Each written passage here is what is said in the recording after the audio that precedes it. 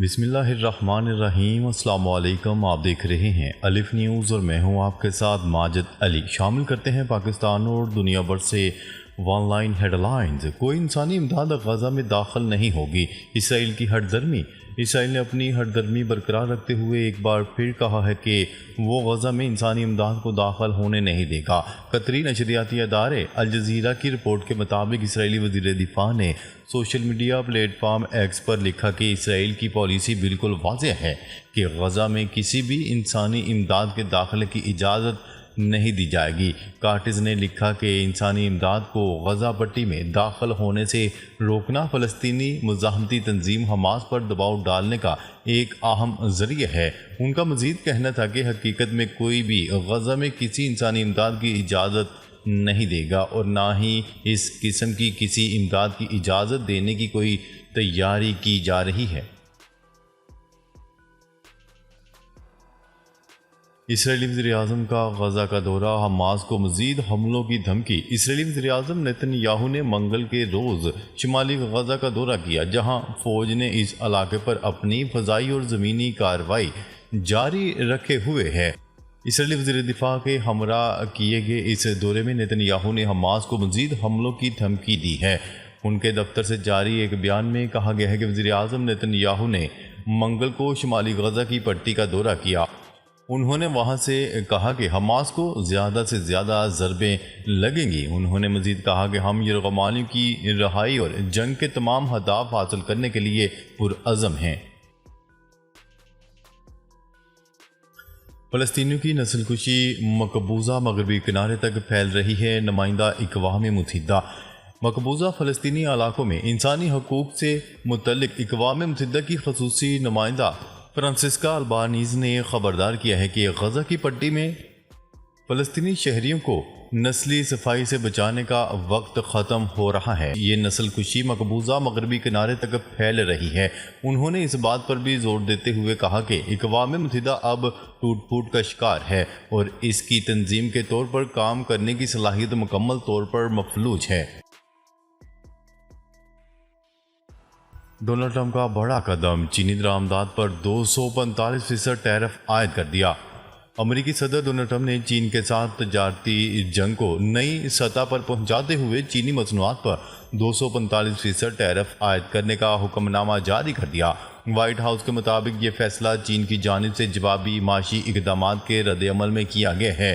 15 April کو جاری کردہ اس ایگزیکٹو آرڈر میں ڈونلڈ ٹرمپ نے کہا ہے کہ چین کی غیر منصفانہ تجارتی پالیسیوں کا جواب دینا ضروری تھا۔ بیان میں مزید کہا گیا ہے کہ چین کی جانب سے رد عمل نے ہمیں یہ قدم اٹھانے پر مجبور کیا۔ ڈونلڈ ٹرمپ انتظامیہ کا دعویٰ ہے کہ یہ اقدام معاشی و قومی سلامتی دونوں حوالوں سے ضروری ہے۔ تاہم معاشی ماہرین نے خبردار کیا ہے کہ اس طرح کے سخت اقدامات سے صارفین پر مہنگائی کا بوجھ بڑھے گا، عالمی تجارتی تعلقات مزید کشیدہ ہوں گے۔ امریکہ نے اسرائیل کو مزید بم اور ہتھیار بھیج دیے۔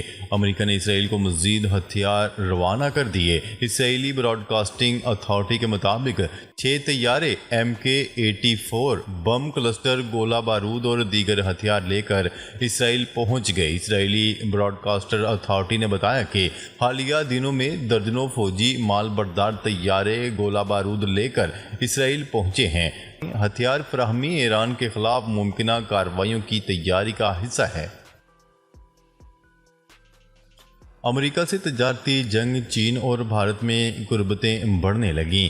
امریکہ سے تجارتی جنگ کے دوران چین اور بھارت کے درمیان قربتیں مزید بڑھنے لگیں۔ چینی سفیر نے social media website X پر اپنی ایک پوسٹ میں لکھا کہ رواں سال 9 اپریل تک بھارت میں موجود چینی سفارتخانے اور قونصل خانوں نے 85,000 سے زائد بھارتی شہریوں کو چین کے ویزے جاری کیے ہیں۔ انہوں نے لکھا کہ مزید بھارتی دوستوں کو بھی چین کا دورہ کرنے پر خوش آمدید کہتے ہیں تاکہ وہ محفوظ، متحرک، مخلص اور دوستانہ چین کا تجربہ کریں۔ یمن میں حوثیوں کے ٹھکانوں پر 15 حملے، اب تک کی شدید ترین کارروائی۔ امریکی طیاروں نے منگل کے روز یمن کے مغربی صوبے الحدیدہ میں جزیرہ کمران پر حوثیوں کے ٹھکانوں کو حملوں کا نشانہ بنایا۔ عربیہ نیوز کی رپورٹ کے مطابق یہ 1 ماہ قبل شروع ہونے والے فوجی آپریشن میں اب تک کی شدید ترین بمباری تھی۔ نمائندے نے بتایا کہ نیوز رپورٹ کے مطابق امریکی طیاروں نے حوثیوں کے ٹھکانوں اور عسکری تربیت کے متعدد کیمپوں پر 15 فضائی حملے کیے۔ نشانہ بنائے گئے علاقوں میں راکٹ لانچنگ پیڈ کی بڑی تعداد کے علاوہ ماہرین بھی موجود تھے۔ جنگ بندی مذاکرات، عالمی احتجاج بے سود، غزہ پر اسرائیلی بربریت جاری۔ غزہ پر اسرائیل کے وحشیانہ اور دہشت گردانہ حملے جاری۔ گزشتہ 24 گھنٹوں میں صہیونی حملوں میں 17 فلسطینی شہید جبکہ 69 زخمی ہو گئے۔ عرب میڈیا کی رپورٹ کے مطابق اسرائیلی طیار نے غزہ کے آخری فعال ہسپتال کو بھی مکمل طور پر تباہ کر دیا۔ جنوبی غزہ میں فیلڈ ہسپتال پر اسرائیلی فضائی حملوں میں متعدد فلسطینی شہید اور زخمی ہوئے۔ سعودی عرب، قطر سمیت دیگر ممالک کی ہسپتال پر اسرائیلی فضائی حملے کی مذمت کی گئی۔ ایران اور امریکہ کے درمیان مذاکرات بے نتیجہ ثابت ہو سکتے ہیں، آیت اللہ خامنئی نے خبردار کر دیا۔ ایران اور امریکہ کے درمیان عمان میں مذاکرات کے پہلے دور کے بعد ایرانی سپریم لیڈر آیت اللہ خامنئی کا بیان سامنے آ گیا۔ غیر ملکی خبرساں ادارے کی رپورٹ کے مطابق ایرانی سپریم لیڈر نے کہا کہ امریکہ کے ساتھ جاری مذاکرات ابتدائی طور پر ٹھیک طریقے سے انجام پائے ہیں، تاہم انہوں نے خبردار کیا ہے کہ یہ مذاکرات نتیجہ خیز بھی ہو سکتے ہیں اور بے نتیجہ بھی۔ سعودی عرب اور ایرانی وزیر خارجہ کا ٹیلی فونک رابطہ، خطے کی صورتحال پر تبادلہ خیال۔ دونوں رہنماؤں نے خطے کی صورتحال اور اس حوالے سے کی جانے والی کوششوں پر تبادلہ خیال کیا۔ عباس عراقچی نے سعودی وزیر خارجہ شہزادہ فیصل بن فرحان کو امریکہ سے ہونے والے جوہری مذاکرات سے بھی آگاہ کیا۔ سعودی وزیر خارجہ نے ایران امریکہ مذاکرات کو خوش آئند قرار دیا۔ یوکرین کے ساتھ رواں ہفتے معدنیات کے معاہدے پر دستخط ہو سکتے ہیں، امریکہ نے کہا ہے کہ یوکرین کے ساتھ رواں ہفتے معدنیات کے معاہدوں پر دستخط ہو سکتے ہیں۔ روسی خبرساں ادارے تاس کے مطابق یہ بات امریکی وزیر خزانہ نے یوکرین کے ساتھ معدنیات کے معاہدے کے حوالے سے تبصرہ کرتے ہوئے کہی۔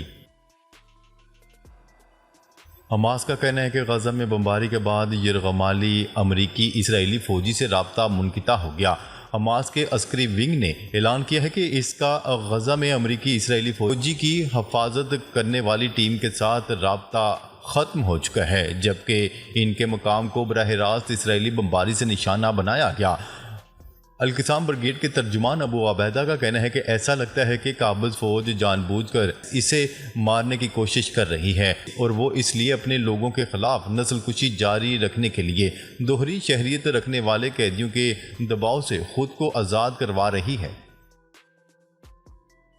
ڈونلڈ ٹرمپ نے نئے تارکین وطن سے متعلق نئے ایگزیکٹو آرڈر پر دستخط کر دیا۔ امریکی صدر ڈونلڈ ٹرمپ نے نئے ایگزیکٹو آرڈر پر دستخط کر دیے۔ قانونی دستاویزات نہ رکھنے والے امیگرینٹس سوشل سیکیورٹی ایکٹ کے تحت حاصل فوائد نہیں لے سکیں گے۔ بین الاقوامی خبرساں ادارے کی رپورٹ کے مطابق وائٹ ہاؤس کا کہنا ہے کہ بعض ایسے ورکر جن کے پاس دستاویز نہیں، وہ جعلی سوشل سیکیورٹی نمبر کے ذریعے نوکریاں حاصل کر لیتے ہیں۔